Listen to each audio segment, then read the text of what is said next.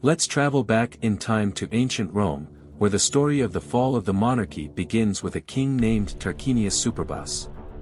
He was the last king of Rome and wasn't exactly loved by the people. His cruel and authoritarian way of ruling made everyone uneasy. Just imagine, Tarquinius acting as if he owned everything, making decisions without consulting anyone. This behavior enraged the people so much that a man named Lucius Junius Brutus decided it was time to put an end to these bossy kings. That's when Rome took a giant step toward the Republic, a system where power was not in the hands of a king, but shared between leaders chosen by the people. But before we reach that point, we need to understand how Tarquinius' actions led Rome to the brink of disaster. The reign of Tarquinius Superbus was the last of Rome's monarchy. He came to power brutally, betraying and killing Servius Tullius, his predecessor and father-in-law. From the very beginning, it was clear that Tarquinius had no regard for Rome's traditions or its people. He ruled with an iron fist, ignoring the Senate and making decisions on his own. His arrogance alienated the Romans, and the nickname Superbus, proud, was no coincidence. Life in Rome became difficult under his rule. The people were tired of being ignored and suffering from Tarquinius' selfish decisions. Although he achieved some military victories, his tyrannical behavior caused discontent to grow even more. Tensions began to boil over, setting the stage for the revolt that was about to come. This growing discontent among the Romans soon found its spark in a terrible act of violence committed by Sextus, Tarquinius' son. The final straw for the monarchy came with a brutal act committed by Tarquinius' son, Sextus Tarquinius. Sextus violated Lucretia, a respected woman from the Roman nobility. Humiliated and devastated, Lucretia revealed the incident to her family and close friends. Feeling that her honor had been irreparably stained, she took her own life. Lucretia's death was the spark for a revolt that had been building in the hearts of the Roman people. Her pain became Rome's pain. Lucius Junius Brutus, one of Lucretia's friends, could not accept what had happened. He used this tragedy to mobilize the people, transforming their outrage into action. The revolt against Tarquinius, which had once been just whispers, now gained momentum. The injustice done to Lucretia served as a cry for freedom that echoed throughout Rome.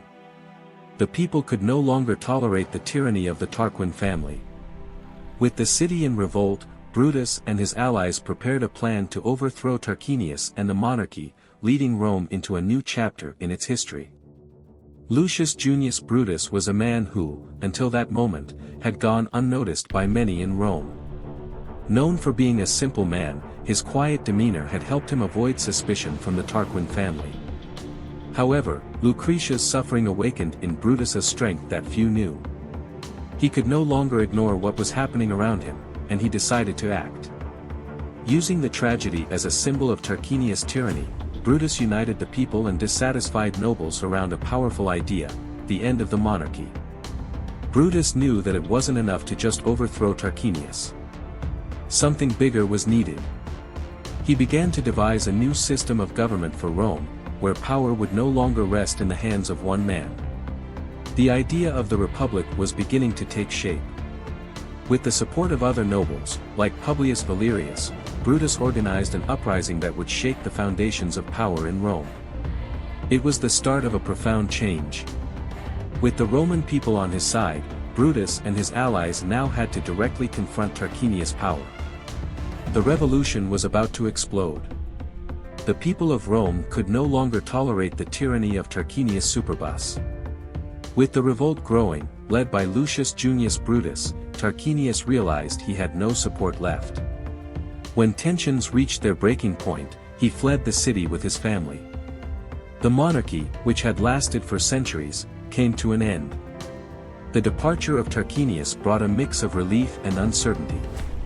With no king on the throne, the Roman people knew that something new needed to be done. But there was also fear. Even in exile, Tarquinius might try to return to power. The gates of Rome were closed to him, and the people began to think about how to prevent the city from being ruled by another tyrant. The king's exile was a new beginning, but there were still many challenges ahead. Now, with the throne empty, Brutus and Rome's leaders needed to create something that was fairer and would prevent the rise of another tyranny. The idea of a republic began to take form. With Tarquinius exiled and the throne empty, Rome faced a moment of uncertainty. The people were tired of the abuses of power by the kings and wanted something different. That's when Lucius Junius Brutus and other leaders decided that Rome would no longer have a king. Instead, the city would be governed by two leaders elected by the people, the consuls. This way, no one would hold absolute power, and decisions would be made together. This idea was new for Rome, and the people embraced it with hope. Now, the voices of the citizens would have weighed in decisions. Each consul would serve for 1 year, preventing power from staying in the hands of just one person. The republic began to take shape, and Rome took its first steps toward a future without kings. With the creation of the republic, power was more divided, but new challenges would arise, both inside and outside of Rome. With the republic established, it was time to choose the first leaders. Lucius Junius Brutus was elected as one of the first consuls, thanks to his role in expelling Tarquinius and creating this new government. Alongside him, Lucius Tarquinius Collatinus, a distant relative of the former king, was chosen. Despite his family name, Collatinus had proven his loyalty to the people. Together, they were tasked with guiding Rome under this new system. However, the name Tarquinius still caused discomfort. The Roman people couldn't fully trust someone connected to the family that had caused so much suffering. For this reason, Brutus and the other leaders convinced Collatinus to resign from his position. He stepped down to avoid further divisions, and a new consul was elected in his place. Thus, the republic continued, but it already faced its first internal challenges.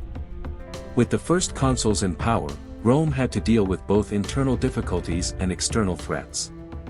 Even with the changes in Rome, a new problem quickly appeared. Tarquinius Superbus did not accept his defeat. He didn't want to stay in exile and began seeking help from other cities to try to regain power. He allied with cities like Veii and Tarquinii, which were willing to help him reclaim the throne. This external threat was the first major test for the Republic. The people of Rome united under Brutus' leadership and that of the new consul. Together, they prepared to face Tarquinius' army. It was the first time the young Republic faced an enemy who wanted to destroy their newfound freedom. Everyone knew that if Tarquinius returned, the Republic would end. With Tarquinius' forces approaching, Rome prepared to defend its freedom and face its first major battle as a republic. With the support of neighboring cities, Tarquinius Superbus formed an army and marched towards Rome. The decisive battle took place in the Silva Arsia forest. On one side stood the Romans, defending their newly created republic. On the other, Tarquinius and his allies, trying to restore the monarchy. It was a difficult and bloody fight, with heavy losses on both sides. During the battle, Lucius Junius Brutus fought bravely but lost his life. Brutus' death was a heavy blow to Rome, but his courage gave the people the strength to keep fighting. In the end, the Romans managed to win the battle, forcing Tarquinius to retreat once again. Despite the victory, there was a great sense of loss. Rome had won, but at a high cost. With the victory in battle and Brutus' death, Rome had to move forward. The Republic had survived, but there were still challenges ahead. The death of Lucius Junius Brutus left Rome in mourning. He was the man who had led the expulsion of Tarquinius Superbus and the creation of the Republic. His bravery in the Battle of Silva Arsia inspired the people, but his absence also brought uncertainty. Brutus was honored as a hero, and his death was seen as the ultimate sacrifice for Rome's freedom. Although the people were grieving, there was pride in what Brutus had achieved. He had shown that Rome was capable of resisting its enemies and that the Republic, though young, was strong. His death united the people even more, and it made everyone commit to protecting what he had started. Brutus may have died, but the spirit of his leadership continued to guide Rome. With Brutus gone, the Republic needed to find the strength to move forward. The challenges were far from over, and new leaders would have to emerge. With the death of Brutus, Rome entered a new phase. Even shaken, the Romans knew they couldn't let Brutus' fight be in vain. The Republic had to be protected. New leaders emerged, committed to maintaining the system of government that Brutus had helped create. The Senate became even more important, and the power of the consuls grew stronger. The Romans were determined to move forward without the presence of a king. The fear of returning to the tyranny of Tarquinius united the city even more. The idea that power would be shared and controlled made the people feel that, finally, their voices were being heard. The Republic was still in its early years, but the foundation was strong. The city, which once feared an uncertain future, now began to strengthen. With the Republic consolidating, internal challenges started to emerge. The struggle between the different social classes was about to cause new tensions within Rome. With the Republic in place, Rome began to face new problems.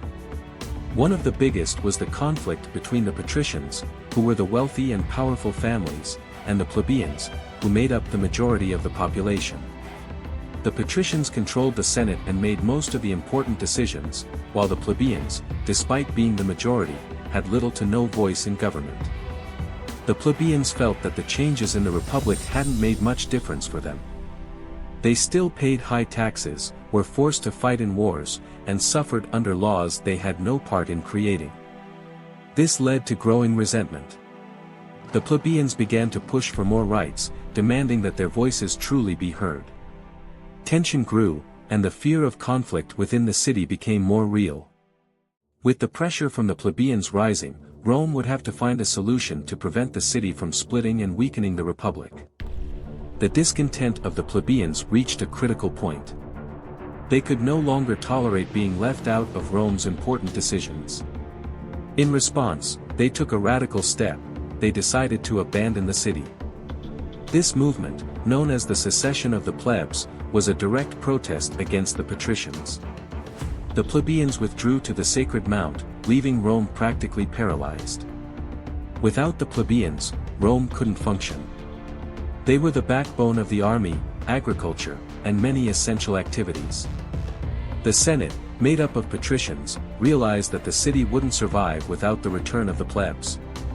With pressure mounting, the patricians had no choice but to negotiate. For the first time, the plebeians found themselves in a position of strength and were ready to fight for their rights.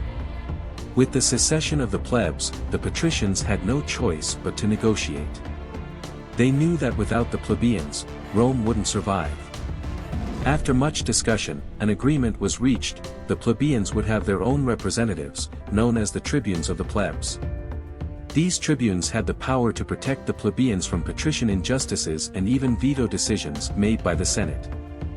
This was a historic victory for the plebeians. For the first time, they had an official voice in the Roman government. The tribunes were elected from among the plebeians themselves and were responsible for defending their interests. With this, the balance of power began to shift a little more.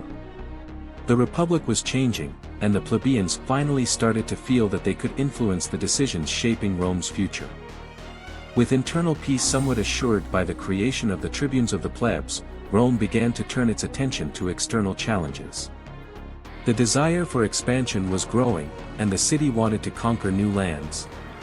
Battles outside of Rome were a way to demonstrate its strength and ensure that it became a dominant power in the region. Rome began to expand its borders, facing neighboring cities that resisted its power. Conflicts with the Etruscans and Latins were some of the main challenges. With each new conquest, Rome grew in territory and influence. However, these wars didn't come without cost. The plebeians, who made up the bulk of the army, continued to bear the brunt of the military campaigns. The fragile balance between the social classes began to be tested once again.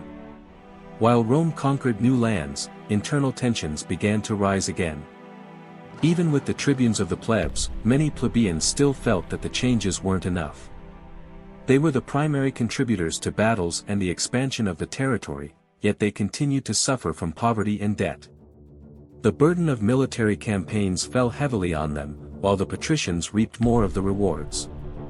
This growing dissatisfaction led to new internal conflicts. The plebeians demanded more reforms and rights, while the patricians resisted, fearing they would lose even more power. The Republic, though more just than the monarchy, still had much to resolve. The plebeian unrest threatened to divide Rome, putting at risk the stability that had been so hard-won. With the increase in plebeian dissatisfaction, one of the biggest issues was the lack of land. While the patricians controlled the best lands, many plebeians, returning from wars, had no way to support their families. The inequality was becoming unbearable, and the demand for change grew stronger every day. The plebeians began to call for a redistribution of land.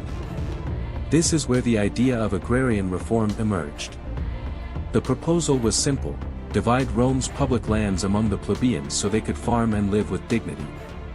The patricians were not happy about this idea, but they knew that without this change, social conflict would only worsen. The reform brought some relief, but much more still needed to be done to balance the differences between the rich and the poor. Although agrarian reform was an important step, the struggle for more rights continued. Rome still faced internal challenges. Even with agrarian reform, the plebeians still faced challenges. That's why the role of the tribunes of the plebs became so important. These representatives, elected by the plebeians, had the power to veto unjust laws and protect the interests of the poorer population. They were the voice of the people within the government. Over time, the tribunes gained more political power, and the plebeians came to rely on them to fight for more rights. Thanks to the tribunes, many laws that favored only the patricians were blocked. However, the relationship between the two classes remained tense. Though the tribunes were important, there was still a long way to go before the balance between patricians and plebeians could be fully achieved. With the role of the tribunes growing, Rome continued to face new internal and external challenges, trying to maintain the stability of the Republic. While Rome dealt with its internal issues, external wars continued. The city needed to expand to secure more resources and land. This led to new conflicts with neighboring peoples, like the Etruscans and Latins. With each battle won, Rome grew, but these conquests came at a high price. The plebeians were the main soldiers in these wars, and the exhaustion began to show. They returned home with little reward, while the patricians reaped the benefits of victory. Even so, Rome needed to keep fighting. The city was becoming a power, and with each new conquest, more enemies emerged.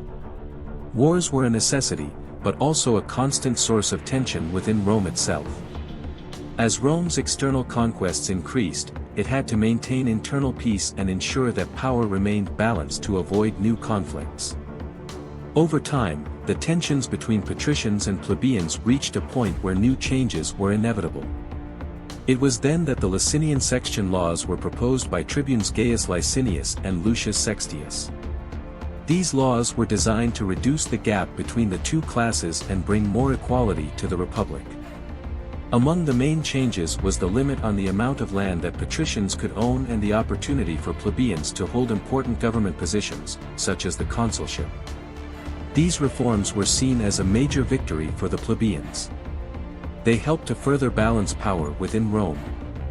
However, while the reforms brought more justice, much work still needed to be done to make Rome a city where everyone's voice was heard.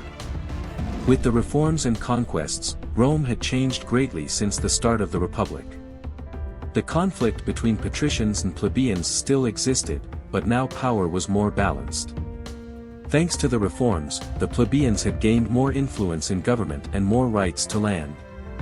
At the same time, Rome was becoming increasingly powerful, expanding its borders and facing new challenges. The republican system, with its tribunes, senate, and consuls, introduced a new way of governing, where power was shared and not concentrated in the hands of one person. This model, despite its flaws, helped Rome grow and strengthen, preparing the city for the future. However, social conflicts and the ambitions for power would continue to challenge the stability of the Republic in the coming years. The legacy of the Roman Republic was only just beginning. The foundations that were built during these years would shape Rome for centuries, but new challenges were always on the horizon. Are you enjoying the content? Leave a comment with a topic you'd like to see covered in the next videos. Your opinion is very important to us.